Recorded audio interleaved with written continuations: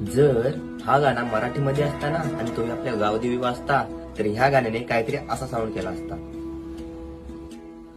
आई माझी गावदेवी पाठीशी तू हाय, दुःखाच्या या वाटेवरी एकटाच हाय, माझी आय माझ्या पाठी हाय,